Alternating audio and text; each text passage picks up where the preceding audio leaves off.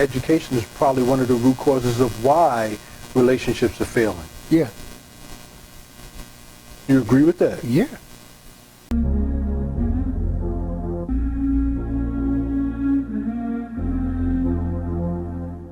Education is probably one of the root causes of why relationships are failing. Yeah. You agree with that? Yeah. What is education? All right. Let's find out what education is. That's our biggest weapon. And if you notice now today, the biggest popular cases in court, what is Roe v. Wade? Yeah. Roe versus Wade, you know? Yeah. And right behind that is the Board of Education. Brown versus the Board of Education. At one period of time, it was against the law for a black man in this country to read. No, I got that, but I'm saying in regards to education, I'm saying education is the cause of the failure of relationships. But yet, in the same breath, you're saying education is our biggest weapon. That sounds conflicting to me, because I'm saying education, when you say my great-great-grandfather, which is your grandfather, from the slavery times, what was beautiful to me was they only had, if anything, a 4th or 5th grade education.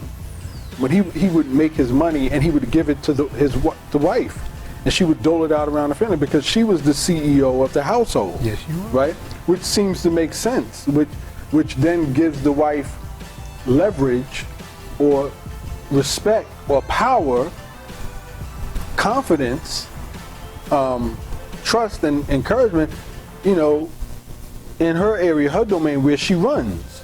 So it's like the man goes out, works, that's his area, his domain, right, his confidence, whatever the case may be, and then when he comes home, he takes that hat off, or he gives the reign, so to speak, in the form of compensation or check, to the wife, and she doles out. Not like a good example that you gave earlier, where it's like the man is giving his wife money, but holding it over her head, you know what I'm saying? Where, you know, if you don't behave, then you're not going to get this money. And so that was never factored in with great-granddad. It was understood that whatever money you make, you give it to the wife. She makes sure everything is straight. That keeps the balance of power. You know what I'm saying? But now as we move into this age, and education is coming in, you know, now it's like the man is bringing home the check, but instead of handing the reins over to his wife in the form of that check and she runs the household, it's more like the man is I don't know how to explain it. Like she's saying, oh, no, you ain't gonna be abusing me. I make my own money. I don't think she would have a problem or would even make that argument if the husband was just giving her the check and she was, you know, running the household. I don't think she would have a need or feel a need to make her own money to run. It's like he's not giving her money, or he's giving her money under the condition that she subjugate herself to, you know, things that demean her. You understand what I'm saying? So that's what I'm talking about in regards to that, to regards to the category of education, where you say education is our biggest weapon, but it seems like at the same time, education is what's causing the problems in long-term fulfilling marriages. That doesn't make sense. So what you're saying, that's... First you have to understand what education is. Okay, so what is education? Yeah. Need a pen or a pad? You got your iPhone? Yeah. You got yours too? Yeah. But I want you to look at it. Call Siri, and ask her, what is education? Hey Siri. What is education? It says, okay. Or the acquisition of knowledge, skills, values, beliefs, and habits. Shall I continue? No. Yeah, I'm pulling it up now. Okay, education is the process of facilitating learning or the acquisition of knowledge, skills, values, beliefs, and habits. Educational methods include storytelling, discussion, teaching, training, and directed research. Education frequently takes place under the guidance of educators. However, learners may also educate themselves. Education can take place in a formal or informal setting, and any experience that has a formative effect on the way one thinks, feels, or acts may be considered educational. The methodology of teaching is called pedagogy. Formal education is commonly divided formally into such stages as preschool or kindergarten, primary school, secondary school, and then college, university, or apprenticeship. A right to education has been recognized by some governments and the United Nations. In most regions, education is compulsory up to a certain age. Okay. All right. So, That is the overall definition of education. okay. Okay? But it doesn't say anywhere in there where it says education can lead to the destruction of marriage or long-term relationships, where the wife feels demeaned by the husband, lording it over her in regards to the check of money that he gives her to run the house. It doesn't say any of that in there. But if you notice now where it says about education, of both wife and husband have been educated. They're on the same level. Yeah. Okay? So one can't pull the wool over the other one's eyes. And one Yes. can't take advantage or have a leverage over the other one because they both have the same skills and understanding on how to get along with each other and how to treat one another, being education. Yeah, but I think this right here, Papa, is more general, Okay. right? Because it's talking about facilitating learning or the acquisition of knowledge, skills, values, beliefs, and habits. Values, beliefs, and habits. It also says in there about education, right? About kindergarten, pre-kindergarten.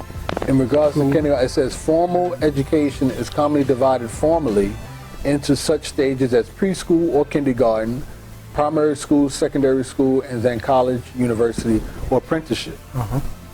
But again, that doesn't allude to the fact that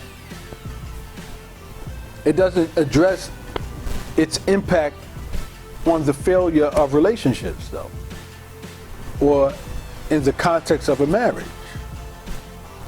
Like, I get the whole education part in regards to acquiring skills and to excel professionally. I get that. But what I'm seeing is, from my experience, is men have always been educated.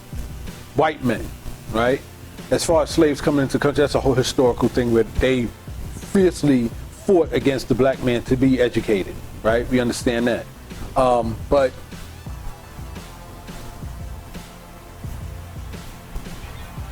I see, like, I think education is, I don't know if the right word is arbitrary, but, and I'm not trying to say women being educated is a bad thing. I think education is a good thing. Like you said, it you know, no one can pull a wool over anyone else's eyes.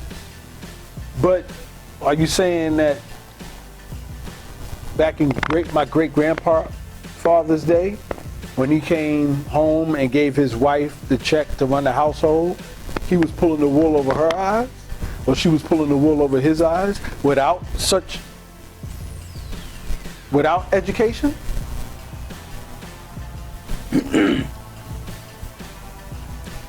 The understanding then was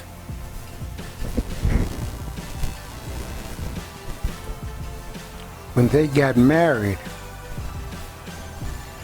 the vow was until death do us part. Yes. I will love you in sickness and in health. I will be your backup. I'll take care of you. Each one was to do that. That was the understanding. Okay? So that leveled out. But when it comes to dealing with other cultures in which they had to compete against, the other cultures being better trained, educationally trained, had the advantage over those who weren't educationally trained. That's the way the whole thing was during that slavery thing. See? Like on the plantation and the Ernie Ford said 16 tons with the family store. You know, when the sharecroppers, the slaves, they would tell them how much they made, but they had to go to the family store to buy it. And when the slaves would go to the store to buy it, no matter how much they paid, they still owed. That's because they weren't trained or educated trained. That's because they weren't trained or educated to know about finances. How to take care of themselves, or take care of them, or take care of their own lifestyle. But I got that, but I don't see how that's related to a relationship, though.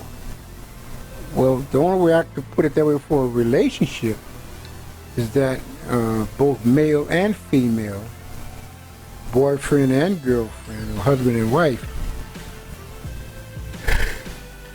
if they both have the same educational level, that it's more conducive or more harmonious with the two of them, of getting along and living together and But that's together. but that's what I'm attacking this philosophy, for a reason, because you can't have two heads of household. You can only have one head of the household. According to, this is a Christian belief, right? So you got God, husband, wife, children, right? It's, I don't want to say perceived, but in a perfect world, that structure should be one of which what God proclaims, love your wife as you love yourself. So if you won't disrespect yourself, you won't disrespect your wife. You understand what I'm saying? So that's what I'm saying. Because this is going to come off like I'm trying to disempower women, and I'm not. What I'm saying is, and we got to take ownership of it. We got to take responsibility of it. As men, our role as men is to cherish our wives. So if in the same breath we're talking education and both be educated, then it's kind of like Adam and Eve in the Garden of Eden. Because, let me put it this way. If a scenario could play out in regards to relationships whereas both are educated, the husband and the wife, but as they're educated, they understand and accept their roles in the household, then it can work. I think that clarification needs to be made. Because I think if you're both educated and you both don't understand your roles, then the husband doesn't understand his role, as in you treat your wife as you would want to be treated yourself. So that means if you won't disrespect your wife, if you would like to, be able to run your environment or the household without the husband or someone over you ridiculing you or disempowering you or disrespecting you, right? Then you won't do that to your wife. And I think the wife has to understand her role, that she is to be catering to her husband and treat her husband as she would want to be treated, such as caressed, such as comforted, supported and stuff like that. You know what I mean? Not having to feel like she should be able to do his job. You know what I mean? Or she should be in a position where she comes home and hands the check to him and he gotta, he can run the house or whatever for that day or that week or whatever. No, understand your role. So I think if we're talking education and its design, yeah, both can be educated, but I think what should be included in that education is understanding your roles. And that's not that's not what's happening now. Mm-hmm. I don't think education in and of itself has a space or includes that component of relationships and understanding one another's role. I think education today is more centered on corporate, more centered on business, more centered on running money, more centered on power. And I think that's what's causing the problem. Because now we have both people, husband and wife, educated, and that education is centered on power. So if it's centered on power, is a winner and there's a loser. And I want to be a winner. So you can't have two winners in a household. There has to be one head. And that's what I'm talking about in regards to education. And I'd agree with you on that, son. It's a very good analysis on it. Okay. Very good. I say, Monica, no be today. Me and you done dey fight, don't tell. I no go pursue man, I go change my ways. I go reduce the banana, I no go do it again. If you leave me,